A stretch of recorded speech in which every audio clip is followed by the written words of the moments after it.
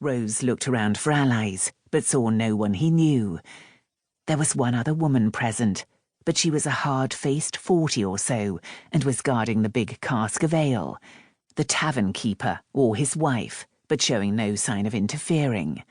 She continued to fill pots and tankards, as requested, and take the coins. He was on his own, against 5, and now drinkers were beginning to notice his arrival, nudging one another and muttering. Not surprising, he was as alien here as she. His dark suit was old-fashioned, but of excellent quality. He wore his hair loose to his shoulders and had days of beard on his chin, but these men would recognize rank and authority. Rank and authority might help him, or it might get his throat cut. Easy enough to tip a body off the nearby quay, and no one would be any the wiser. In places such as these, no one tattled. Someone might recognize him. Captain Rose's red neckcloth and skull earrings were meant to be noticed, but that wouldn't protect him if they turned on him. He saw neither recognition nor hostility as yet, only interest in a new actor on the stage and hope that he'd provide even more free entertainment. Rose turned his attention back to the scene in the corner. Yes, a lady. He knew by her clothes, but also by her carriage and the outrage flashing in her eyes. What? Had she expected the habitués of a place like the Black Rat to be gentlemen? Both haughty manner and generous figure were going to get her raped.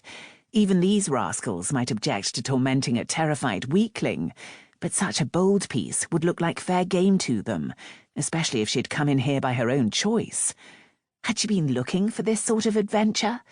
Some ladies thought rough men exciting, but you'd have to be mad to sink this low, and despite an attempt at dignity, she was young, perhaps not 18, surely too young for such depravity.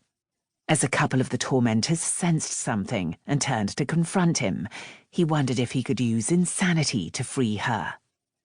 One of the two men was scarred and sinewy, but the other was an ox, all hard, beefy muscle, with a low, bony forehead. Getting the chit out of here without bloodshed wasn't going to be easy, and the bloodshed could well be his own. The shorter man had slid out a long filleting knife. It would be razor sharp. Too late to rethink now. As with any feral animals, it would be disastrous to show fear, even if his heart beat fast with it. And in truth, he couldn't abandon the foolish creature. He strode forward, pushing his way roughly between tables. "So there you are, you dim trull," he blasted, in the voice he used to call instructions in a gale. "What in Hades do you think you're doing, wandering about down here?" None of the tormentors moved, nor did their victim except to stare at him.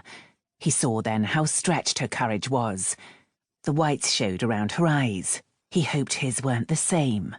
"Play your part, damn you," he thought as he assessed the danger around them. Probably the only immediate danger was from the two who'd faced him, but at the slightest sign of fear, they'd all be on him like a pack of mangy dogs. He had a pistol in his pocket, but that was only one shot. He had a blade, too, but he didn't fool himself that he'd win a knife fight, and to show either weapon now would indicate fear.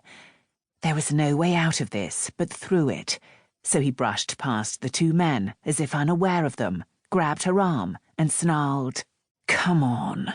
She instinctively pulled back, but then complied by one step. It probably looked right for a woman caught in folly by an angry husband or guardian.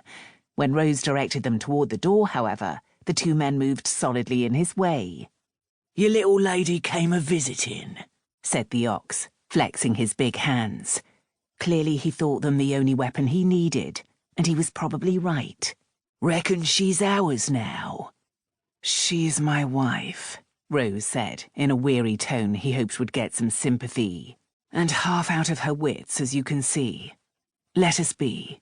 "I don't mind if she's a knock in the cradle," said the man with the knife, "as long as she's got big tits." He showed dirty, broken teeth. "We want to see her tits." "Oh, hell." "I think not," Rose said, and moved his left hand to his right wrist, then turned it, holding a knife. The method usually impressed his foes.